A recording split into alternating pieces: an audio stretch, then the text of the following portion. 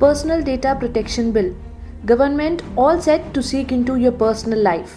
The proposed Personal Data Protection Bill, cleared by the Union Cabinet recently, is drafted to provide autonomy to every citizen on their personal data.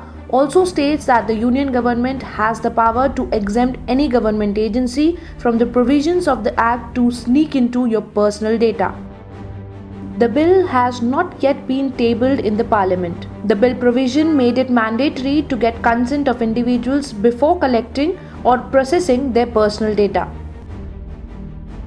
The bill reads that wherever the central government feels that it is necessary in the interest to save the sovereignty and integrity of India, can access to such data, and all or any of the provisions of this Act shall not apply to any agency of the government in respect of processing of such personal data. The order will be subject to procedure, safeguards and oversight mechanism by the agency as may be prescribed. The bill also added that certain provisions of the bill will not apply to the government if personal data is processed in the interest of prevention, detection, investigation and prosecution of any offence and is necessary for enforcing a legal right. It is also added that the central government can exempt certain data processors from the application of this Act.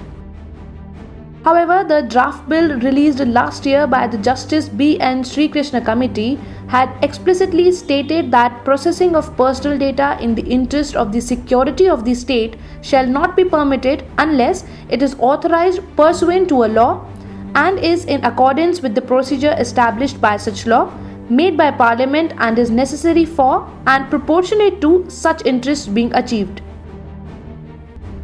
This provision had implied that the government had to adhere to the Supreme Court's privacy judgment in 2017, which mandates the government to declare a specific objective for collecting private data, the authority ordering this, and what procedure it will follow.